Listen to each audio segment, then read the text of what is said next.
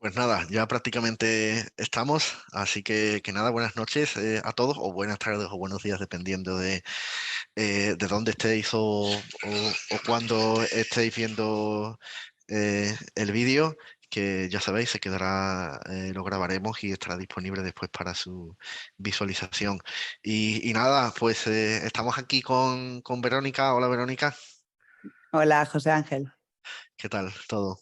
Buenas noches. Bien, todo bien. Muy bien, muy bien. Pues nada, Verónica es investigadora del Instituto de Investigación, Desarrollo e Innovación en Biotecnología Sanitaria de Elche, de la Universidad de Miguel Hernández, y nos va a hablar de una iniciativa bastante interesante, que es la iniciativa 11F, 11 de febrero. Nos presentará también a algunas científicas, conoceremos un poco más sobre Verónica, sobre su carrera investigadora y por qué, cuáles fueron las motivaciones que le llevaron a dedicarse a la investigación científica.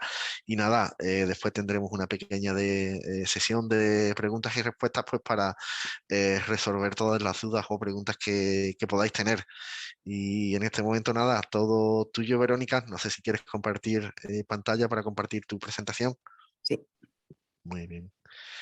Mientras ella comparte pantalla, como siempre, ya sabéis que podéis utilizar el chat para dejar vuestros comentarios, vuestras preguntas. Podéis compartir desde Facebook también. Desde Facebook el directo y nada, nos podéis decir desde dónde os estáis conectando, desde qué país, desde qué ciudad, para ver también desde dónde somos. Vemos que hay personas de España, vemos también que hay personas de México, de Argentina, así que nada, bienvenidos a todos y Verónica, todo tuyo. Bueno, lo primero, buenas noches, buenos días o lo que corresponda. Un placer, me gustaría veros las caras a todas y a todos, pero bueno, así de esta forma también llegamos a más gente. Bueno, como ha dicho José Ángel, mi nombre es Verónica y bueno, doy charlas habitualmente o ya desde hace 4 años para la iniciativa 11 de febrero, que ahora os contaré un poquito más por qué se celebra este día. Yo trabajo en el Instituto de Investigación, Desarrollo e Innovación en Biotecnología Sanitaria de Elche. Antes se conocía como IBMC, que era el Instituto de Biología Molecular y Celular, pero se han fusionado dos grupos de este instituto anterior y un grupo del Instituto de Bioingeniería y surgió este nuevo instituto. Este es mi grupo de investigación y trabajamos en un área que se llama neurobiología sensorial, que bueno, parece un nombre muy, muy raro, pero es básicamente entender cómo interactuamos con el entorno y cómo interactúa el entorno con nosotros a través de los sentidos, cómo somos capaces de detectar, por ejemplo, la diferencia entre tocar una pluma, que suele ser algo agradable, o tocar un clavo, que es algo doloroso, cómo se transmite esa información hasta el cerebro y cómo el cerebro la procesa para enviar la información pertinente a través de las neuronas motoras a nuestros órganos. Esto es importante porque, aunque nos parece lo normal que una pluma sea suave y un clavo sea doloroso, hay muchas personas que tienen sensaciones opuestas. Una pluma les puede hacer daño y un clavo ni siquiera sentirlo. Entonces, bueno, pues nosotros estudiamos este proceso y cómo podemos modular en los casos de patología, cómo podríamos modular esas sensaciones no correctas, ¿no? Yo trabajo con neuronas sensoriales que tienen mucho que ver con...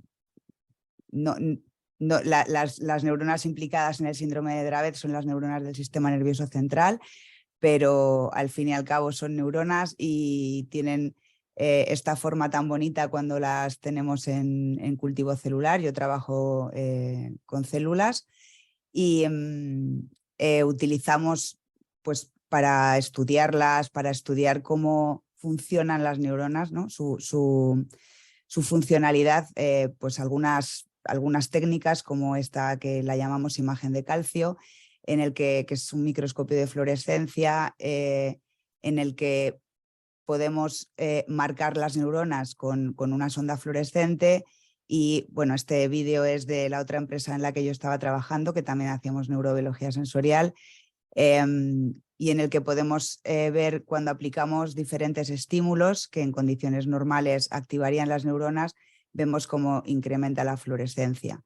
Esto nos permite buscar moduladores de esta actividad.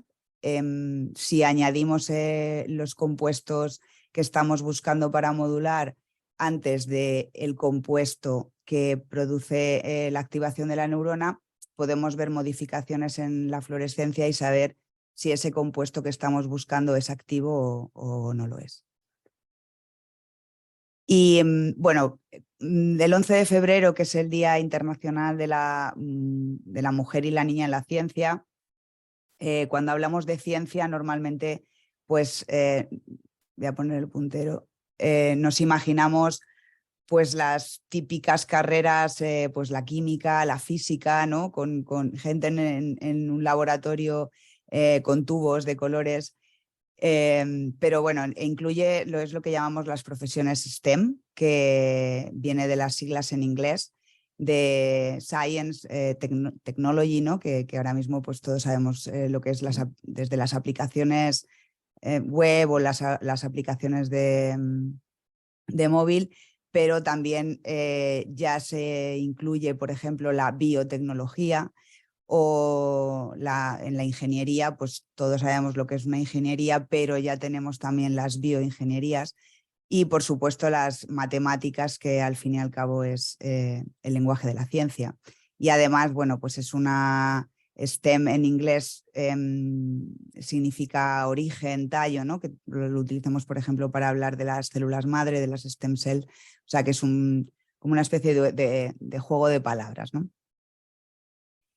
Y básicamente todas estas profesiones lo que tienen en común es que aplican el método científico, ¿no? Por eso se incluyen, en realidad son todo ciencias, y aplican el método científico, que yo lo voy a intentar explicar como lo explico siempre cuando doy estas charlas. Yo habitualmente estas charlas las doy para niños o para, bueno, pues gente en institutos, en formación profesional, para que intenten que lo vean un poco más cercano, ¿no? Que esto que hacen los científicos en los laboratorios. Poniendo un ejemplo con la neurobiología sensorial, nosotros realmente aplicamos el método científico desde que somos pequeños, ¿no? Yo siempre he dicho que todas las niñas y los niños somos científicos en potencia, y poco a poco, según vamos creciendo, se nos va diciendo esto no se toca, esto no se hace, esto... pero todos tenemos curiosidad y probamos, ¿no? Cuando somos pequeños.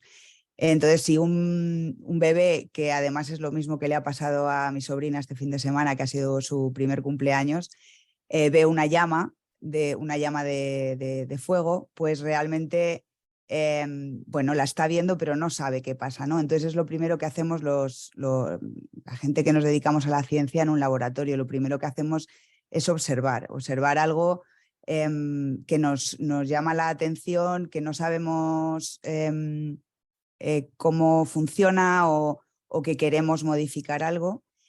El bebé en el siguiente caso, bueno, a lo mejor es todavía muy pequeño, pero realmente podría pensar, esto, ¿qué hago? Si lo toco me gusta, si lo toco a lo mejor no me gusta.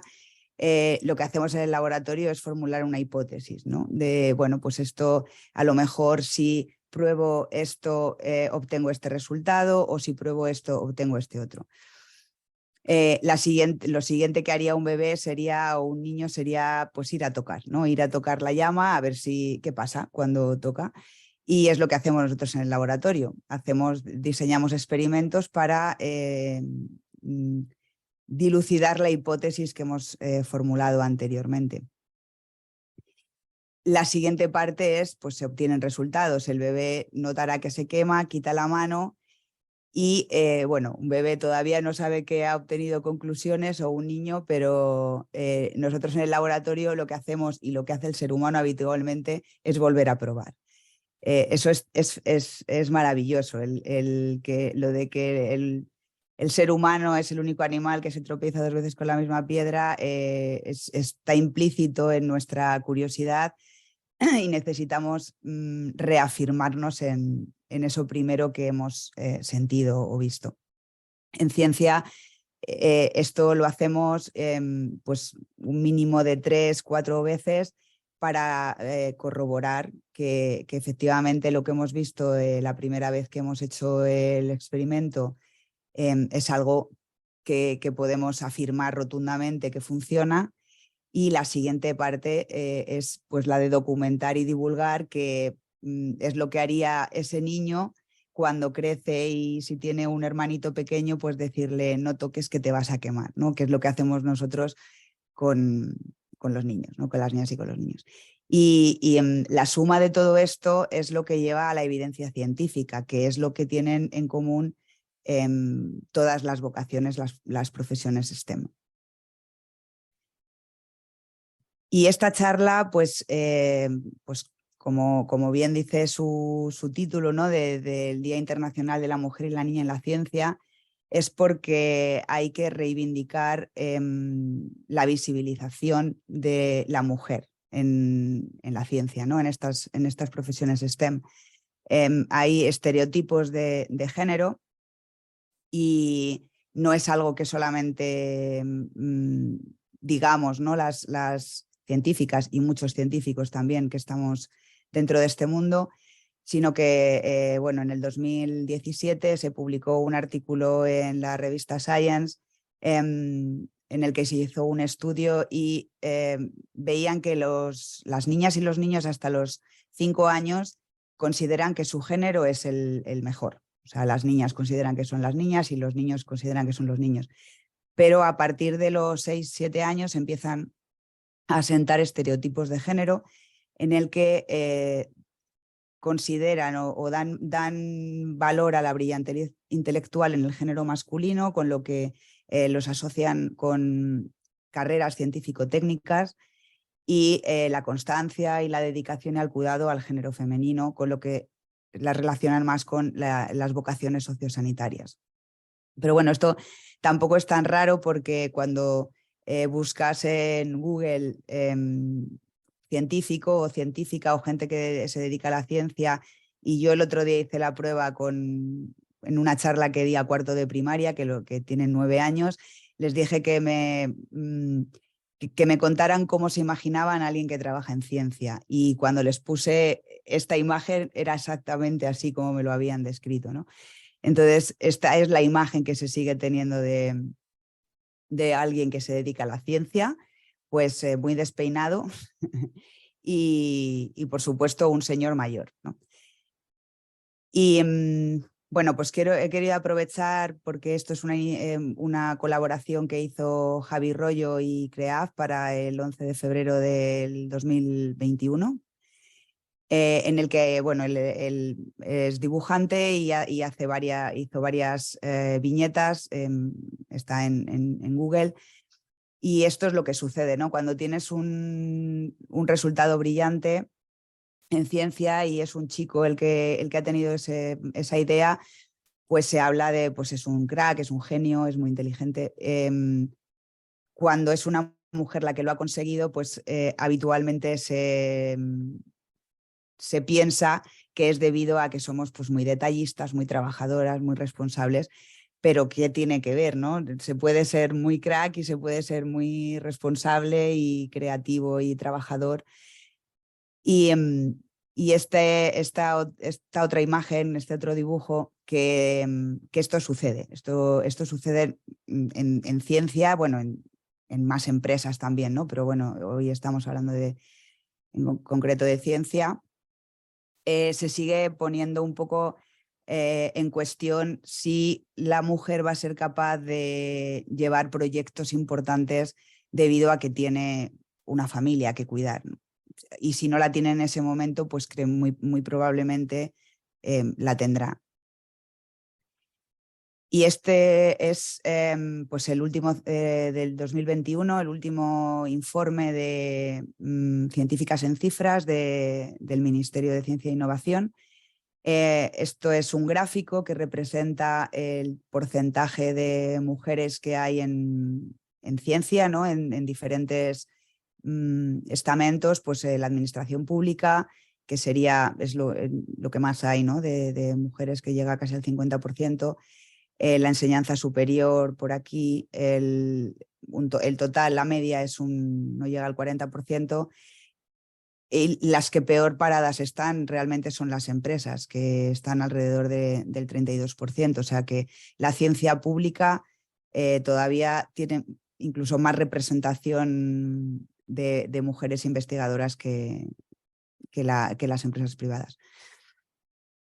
Pero ¿qué sucede en la carrera académica? Pues en la carrera académica, cuando estás haciendo el doctorado, bueno, pues te llaman predoc, eres predoc, que más o menos se equipara. Cuando eres postdoc, nada más terminar tu doctorado, está equiparado también, pero cuando ya se pasa al número en profesores titulares en las universidades públicas y privadas, ya comienza a decrecer el número de mujeres, y cuando ya llegas al full profesor, ¿no? Que es el profesor el docente que ya tiene su puesto de investigador y docente dentro de la universidad, pues estamos con una diferencia casi de un 60% entre mujeres y hombres. Y esto pues luego se refleja, está muy chiquitito, pero no lo he podido hacer más grande. Este informe es público, está en Google. Esto luego ya se refleja pues, en los diferentes departamentos cuando ya se empiezan a hablar ya de cargos, ¿no? De cargos públicos. Pues los directores de institutos, los hombres están en azul, las mujeres perdón, sí, las mujeres en morado. Y aquí se equipara en los vicedecanos y algunos puestos intermedios, pero cuando ya llegamos a los puestos más altos, vuelve a decrecer el número de mujeres, llegando a pues el número de rectores, de rectoras, pues no llega ni al 20%. En España es un 8% de las universidades públicas tienen una rectora. Y esto se traduce al final en esta imagen, ¿no? Que el tanto por ciento de premios Nobel, que es el premio más grande que se da en ciencia, pues un 97% se ha dado a hombres y un 3% a mujeres. Y no porque las mujeres no hayan hecho grandes descubrimientos, sino porque el Nobel no se da a las personas que están trabajando en el laboratorio, se da al investigador principal que lleva ese laboratorio. Entonces, si a las mujeres, por el motivo que sea, no se nos permite llegar a esos cargos superiores, tampoco se nos va a reconocer luego a nivel público con premios como el Nobel, por ejemplo, pues nuestro trabajo. Y es una cosa muy curiosa, que también se lo cuento siempre a los más peques en las charlas, porque la Edad Media, durante 10 siglos, entre el siglo V y el XV, pues la medicina, que era la ciencia que se hacía en ese momento, era cosa de mujeres, ¿no? Fueron las primeras médicas de la historia occidental, sabían de enfermedades digestivas, eran obstetras, atendían los partos, eran pediatras, y fueron las primeras farmacólogas, ¿no? Conocían las plantas y aplicaban el método científico. Ellas probaban, y lo que funcionaba se lo transmitían a otras mujeres que se dedicaban a esto. Pero a partir del siglo XIII empezaron a a cambiar su aspecto, ¿no? A caricaturizarlas pues como mujeres malas y feas. Bueno, estos son dibujos bastante actuales, pero bueno, que se estigmatizó su papel en la historia, y es lo que, bueno, pues supongo que ya habréis adivinado que es lo que llamamos brujas, ¿no? O llamaban brujas. Y bueno, ¿por qué se celebra el 11 de febrero? Pues el 11 de febrero se celebra o se reivindica gracias a esta mujer, que es la doctora Nisrin El Hashemite, que ella nació en Kuwait, es británica e iraquí, y en 2016 consiguió la resolución de la ONU para que este día, bueno, la ONU dictaminó que fuera el 11 de febrero, que fuera el Día Internacional de la Mujer y la Niña en la Ciencia. Ella es científica, activista y princesa, y lo he puesto así adrede porque cuando lees su biografía normalmente ponen princesa, científica y activista, pues yo lo he querido poner al final porque su papel fundamental en esta historia es como científica. Ella estudió medicina y ciencias biomédicas y quería dedicarse a la medicina, y su historia es muy bonita porque estaba atendiendo a ella durante su tesis o sus estudios, trabajaba en terapia génica y conoció a una niña que tenía una enfermedad genética, y la niña le dijo que por favor le prometiese que iba a curar a muchos más niños que tuviesen cosas parecidas a ella, ¿no? Entonces ella pensó que podría ayudar a más gente haciendo su doctorado en genética humana y dedicándose a la investigación que como médico, ¿no? Y bueno, pues es fundadora y presidenta de la Liga Internacional de Mujeres en la Ciencia y fundadora y presidenta del Fideicomiso Internacional de la Real Academia de Ciencias, para asegurar que la ciencia y los estudios de ciencia y la investigación está disponible para todo el mundo. Una de sus principales, aparte de para promover las vocaciones científicas en las niñas, es para promover, por ejemplo, en personas con discapacidad, ¿no? en personas ciegas sobre todo. Y bueno, una de sus frases que he elegido para contárosla, pues por qué ella, qué quería ella celebrar el 11 de febrero, ¿no? Y era pues celebrar los logros de las mujeres conocidas y desconocidas, recordadas y olvidadas, las que forjaron el camino para las científicas de hoy, y dar una oportunidad a las niñas y a los niños de que elijan sus propios modelos en la ciencia y no solamente pues el típico dibujo del científico que he puesto antes, ¿no? Y bueno, la siguiente científica de la que quiero hablar, pues por supuesto es, lo voy a intentar decir en francés, Charlotte Dravet, que ella es doctora en medicina. Bueno, pues lo que la caracteriza es que su rigurosa metodología en la observación de pacientes con el síndrome de Lennox-Gastaut permitió dar nombre al SMI y posteriormente al síndrome de Dravet. Y ella empezó su investigación en el laboratorio, bueno, estudiando el petit mal, que lo había descrito Lennox, que era pues, un tipo de epilepsia que tenía pues, crisis epilépticas generalizadas, discapacidad intelectual y los electroencefalogramas complejos, pero gracias a sus observaciones vio que eran muy características las crisis tónicas que tenía este tipo de epilepsia.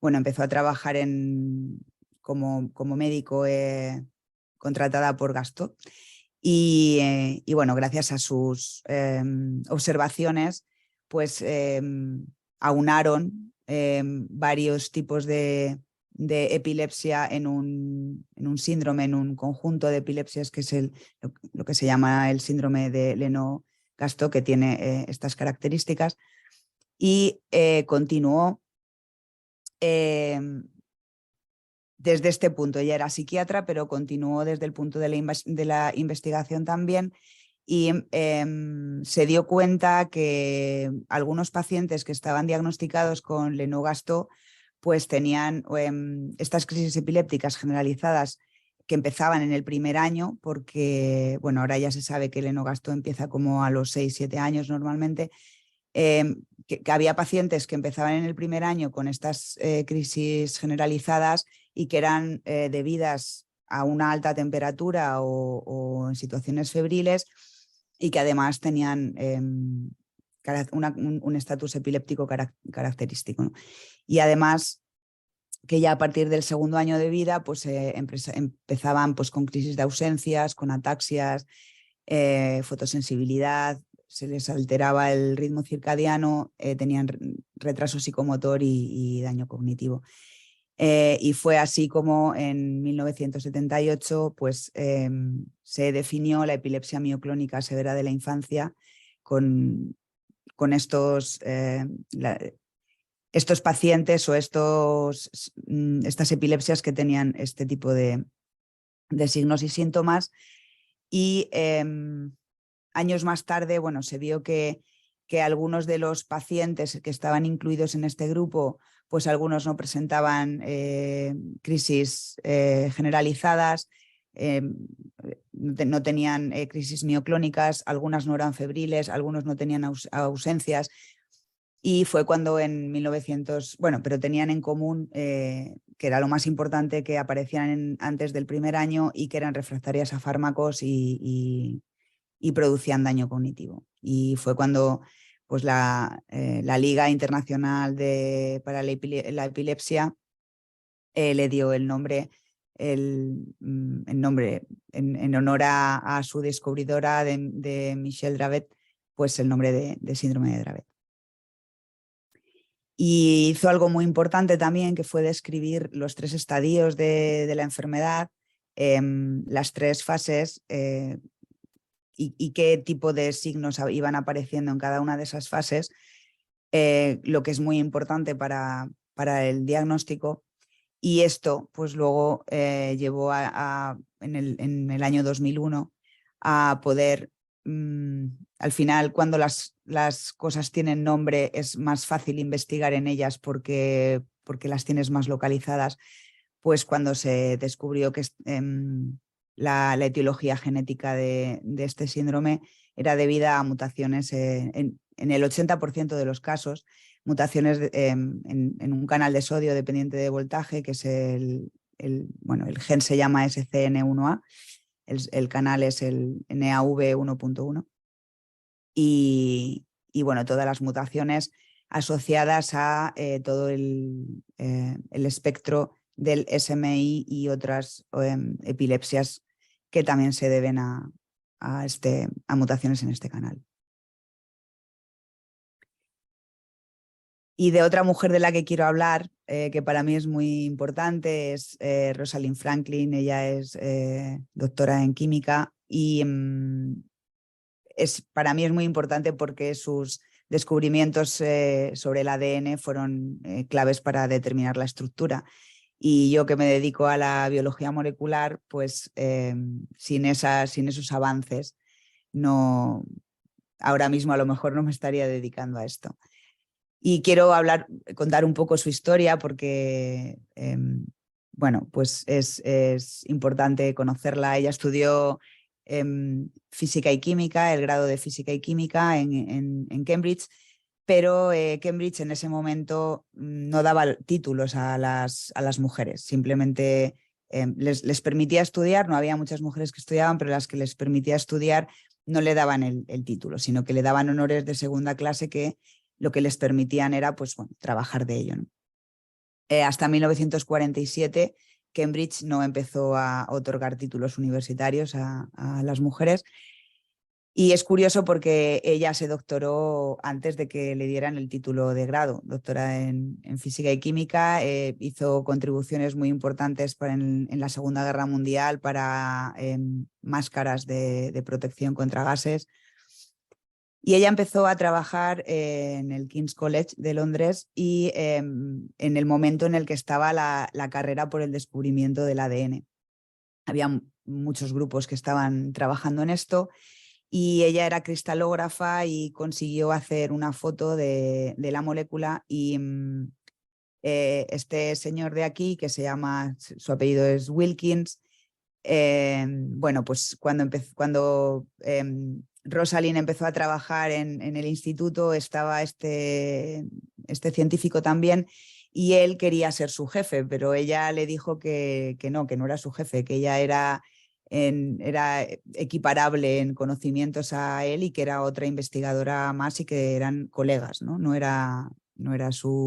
No trabajaba para él.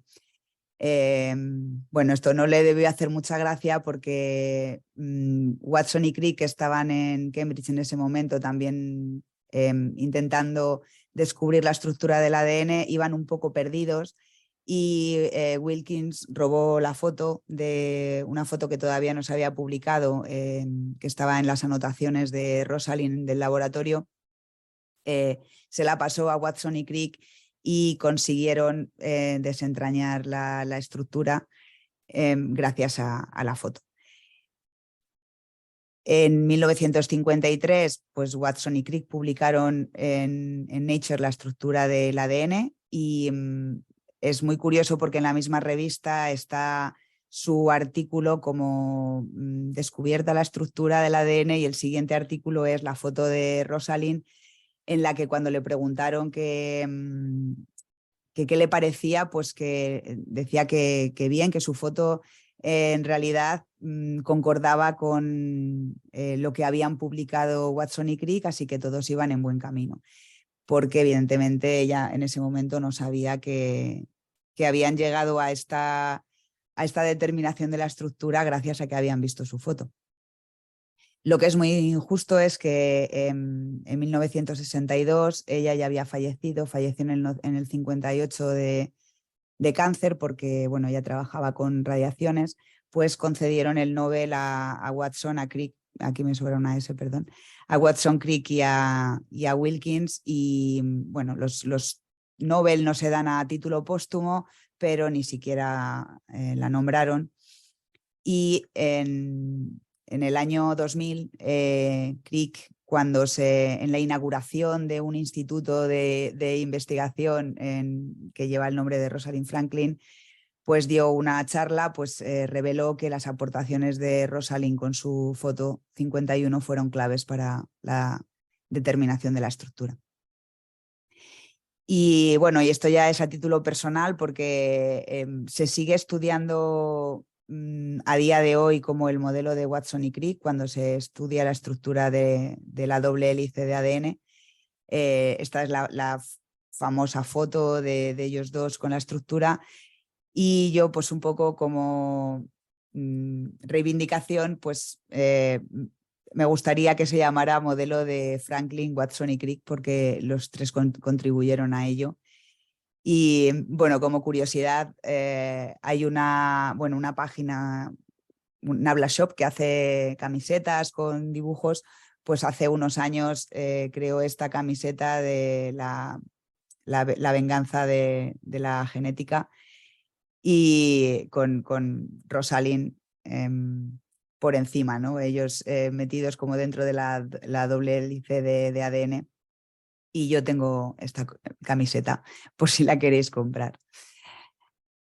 Y bueno, si queréis saber pues más historias de científicas que son fascinantes, hay muchos libros de ciencia, de mujeres científicas, pero este lo recomiendo especialmente, es muy ameno de leer porque no es la típica biografía de cada una de ellas, sino que es un chico de 15 años que viaja en el tiempo al momento en el que estaban viviendo esas científicas y lo cuenta de una forma muy especial. Y bueno, hasta aquí he hablado de grandes mujeres en ciencia y yo quería, ya que esta charla es para la Fundación Síndrome de Dravet, pues que me conocierais un poco y mi vinculación con todas vosotras y vosotros. ¿Y por qué, no? ¿Por qué yo me he dedicado a la ciencia? Esta era yo de pequeña, con mi libro. Esta foto me ayudó mucho durante mi tesis, mientras que estaba escribiendo me dio mucha fuerza. Yo de pequeña pues no sabía si quería ser científica, yo sabía que, bueno, era muy curiosa, preguntaba todo por qué. Me encantaban, bueno, pues los libros de Elige tu propia aventura, que si no sabéis qué libros son, pues son unos libros que te van contando una historia y te preguntan, pues si quieres ir por el camino de la izquierda, vete a la página 26, si quieres ir por el camino de la derecha, vete a la página 35, y entonces tú vas construyendo tu propia historia, ¿no? Tu propia aventura. Y lo que sí que yo quería saber mucho porque quería saber mucho para poder curar enfermedades, ¿no? Y quería saber mucho para poder enseñar a otras personas. Y de pequeña me encantaban estos dibujos, que seguro que la mayoría los conocen, y si no los conocéis, pues os los recomiendo, que son los de Érase una vez la vida. Yo se los sigo a mis alumnos que están estudiando en la universidad, les sigo recomendando de vez en cuando, pues mira el capítulo 9 que ya verás, te vas a enterar de las vacunas. Y todavía os sigo diciendo que a pesar de todo lo que sé sobre lo mío, a veces me sigo imaginando así a los virus y así a los glóbulos rojos. Así que claro, yo me encantaba el cuerpo humano, me encantaba entender cómo funcionábamos y me encantaba entender por qué surgían las enfermedades. Y como cuando yo era pequeña no se hablaba de ciencia, se hablaba pues de médicos, ¿no? Había series de médicos, esta en concreto es Urgencias, pues claro, yo me imaginaba que yo pues quería ser médico, ¿no? Quería estudiar medicina. Y además, pues el único científico que nos enseñaban algunas veces era Einstein, ¿no? Con esta cara, y yo realmente de pequeña pues no me veía muy identificada, ¿no? Con este señor. Así que bueno, pues dentro de todo lo que se puede estudiar aquí en España, no sé cómo estar ahora mismo en Sudamérica eh, pues el recorrido, ¿no? Académico desde la infancia hasta la universidad. Eh, yo quería estudiar medicina, pero no, al final la vida me llevó por otros derroteros. Estudié de todo, he estudiado bachillerato, he estudiado formación profesional, al final todo relacionado con la ciencia y con la clínica, porque era lo que a mí me fascinaba.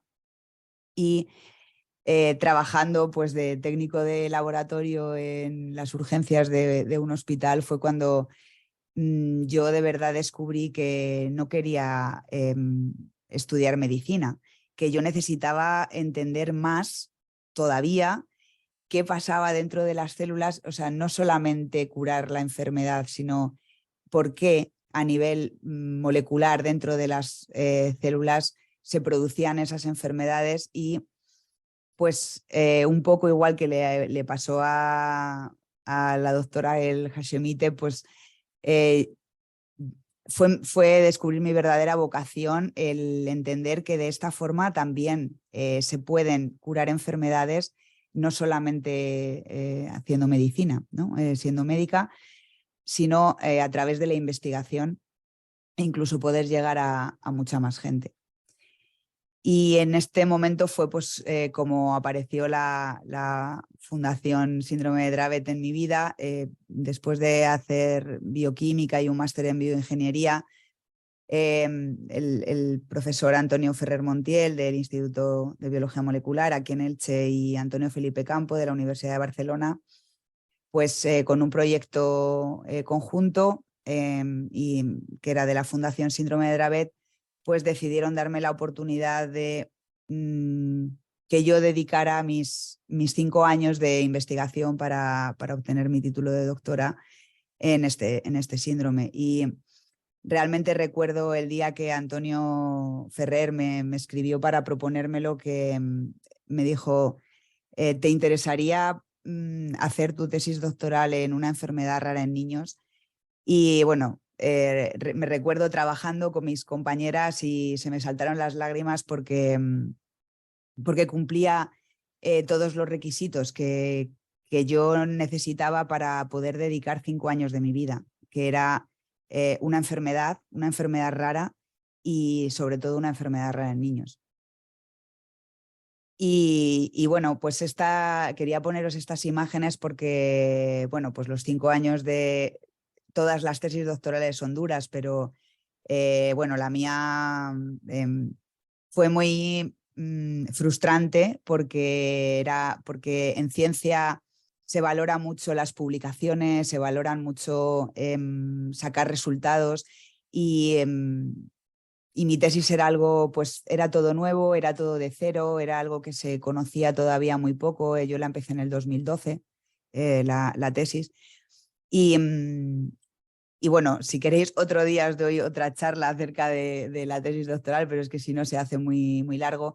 Y las imágenes que me acompañaron durante esos 5 años para no decaer fueron esta. Lo fácil ya lo hemos hecho, lo difícil lo estamos haciendo y lo imposible tardaremos, pero lo lograremos.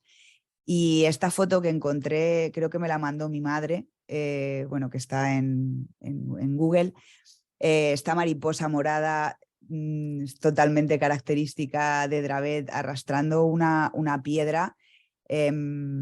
Es algo duro, pero lo está haciendo, ¿no? Y entonces yo lo veía totalmente identificado con las niñas, con los niños, con las familias, y pues, fue lo que me dio fuerza, ¿no? para continuar hasta el final y conseguir al final, bueno, pues aportar mi granito de arena a la fundación.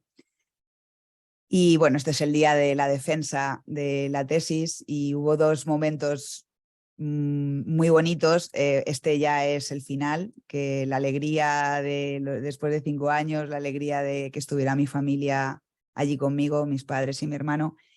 Y algo maravilloso que sucedió, que uno de los miembros del tribunal me preguntó si, como no había publicado ningún artículo respecto a la tesis, que si yo consideraba que había merecido la pena dedicar mis años de tesis doctoral a este proyecto.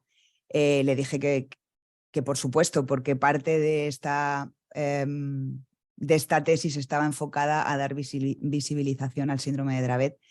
Y cuando acabó la tesis, pues una de las personas de la fundación que fue a verme la defensa, se levantó, se acercó al tribunal, que eso es algo que normalmente nadie hace, ¿no? Porque el tribunal de la tesis como que impone mucho, y le dijo respecto a la pregunta que le habéis hecho a Verónica sobre si merece la pena, nosotros, que ella en concreto, que hemos estado 5 años llamando a puertas de pediatras y neuropediatras hasta que alguien diagnosticó a nuestro hijo con síndrome de Dravet, que alguien se dedique a ello 5 años de su vida es más que importante, ¿no?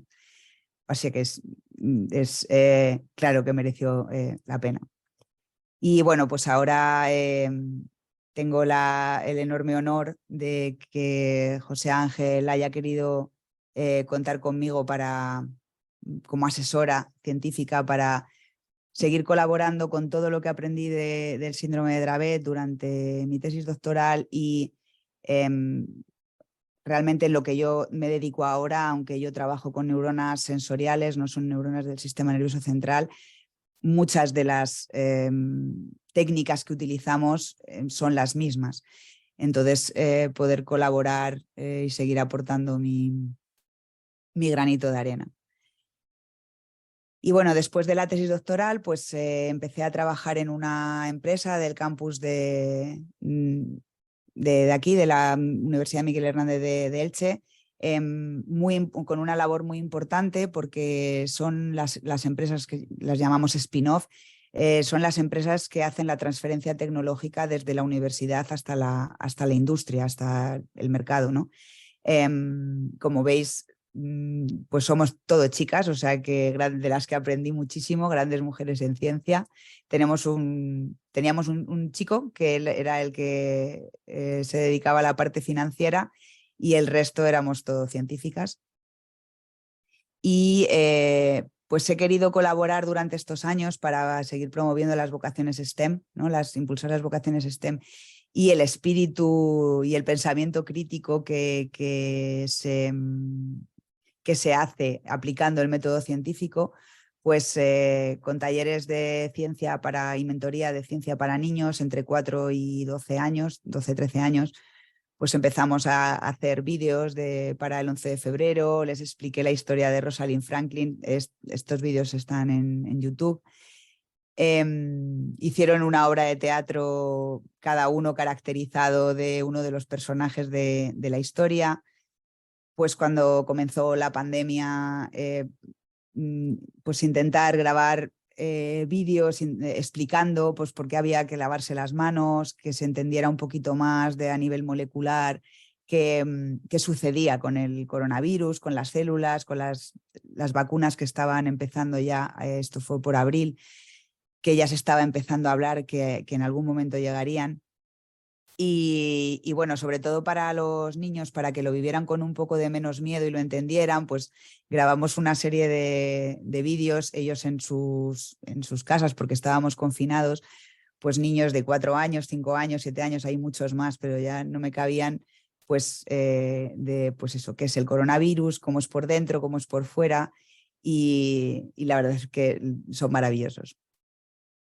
Y ahora mismo, en este momento, he vuelto se ha dado la casualidad de que he vuelto otra vez a donde realicé mi tesis doctoral, ahora ya como postdoc, como personal investigador postdoctoral, y a la vez he vuelto también a la fundación de Dravet, o sea que vuelvo otra vez a recuperar el 2017.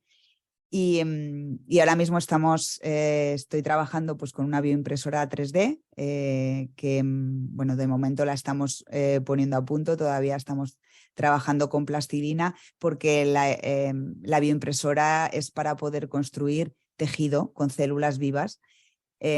Nosotros en concreto, para nuestro grupo, pues queremos construir un modelo de piel, que bueno, esto sería como se ve nuestra piel, al que llegan las neuronas sensoriales, pues las que sienten la temperatura, las presiones o el dolor, y construir ese modelo de piel inervado con neuronas sensoriales, todo ello humano, que es muy importante para empezar a crear métodos alternativos o previos a la experimentación animal y además humanos, porque tú puedes buscar un fármaco para el dolor que funciona muy bien en animales y luego cuando pasa a ensayo clínico en humanos, pues tenemos un 80% somos iguales y un 20% no. Y ese 20% muchas veces es crítico para que un fármaco funcione o no funcione. Y en este proyecto maravilloso que pues también estoy empezando desde cero, pues me toca aplicar un poco todas las vocaciones STEM, la ciencia que ya la traía yo de base, estoy teniendo que aprender un montón de tecnología porque pues el software de la bioimpresora es bastante complicado. Ingeniería, pues porque esto es pues un equipo muy complejo, muy novedoso y muy complejo. Y por supuesto las matemáticas, pues porque es el lenguaje de la ciencia, ¿no? Nuestro lenguaje. Y quiero poner esta frase porque la puse en mi tesis, al final de mi tesis, que pues yo soy un poco así, ¿no? Hay personas que se dedican a la ciencia que buscan pues publicar mucho, reconocimiento y como yo nunca he tenido esa aspiración, sino que mi aspiración al final siempre era poder conseguir cosas, aprender mucho y aplicar y poder compartir mi conocimiento para ayudar a quien más lo necesita, pues esta frase de Severo Ochoa de la ciencia va muy lenta, pero siempre vale la pena porque sus descubrimientos tarde o temprano siempre se aplican. Y bueno, pues para terminar con una imagen de mujeres, os dejo el libro para que lo anotéis por si queréis echarle un vistazo. Y hasta aquí mi presentación. Pues muchas gracias, Verónica, muy interesante Bueno, la presentación. Y ahora nada, si tenéis alguna duda, pregunta, ya sabéis, la podéis poner en el chat. Cualquier cosa que os surja, nos la podéis decir ahí. Y nada, tengo aquí una pregunta que nos pregunta, no es referente al webinar, pero bueno, puedo aprovechar y responder a esta pregunta. Naye desde México nos dice que en México no hay mucha información, que le ha costado mucho aprender sobre el síndrome de Dravet para apoyar a su hijo y que le gustaría que hiciéramos más charlas de este tipo. Y efectivamente, esto es algo que durante la pandemia sí que hicimos de manera relativamente regular. De hecho, en nuestra página web, en dravetfoundation.eu, sí que tenemos todos los webinars colgados y es algo que a partir de este año, si no recuerdo mal, en marzo volveremos a tener otro webinar.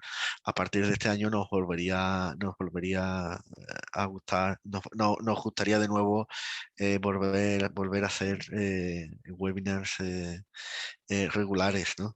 Además, Verónica, como prácticamente dentro de poco más de un mes tenemos nuestra jornadas científicas y familiares, ¿no? Hay muchas familias, ¿no? que te dan las gracias, les gustaría saber también más sobre tu tesis y demás.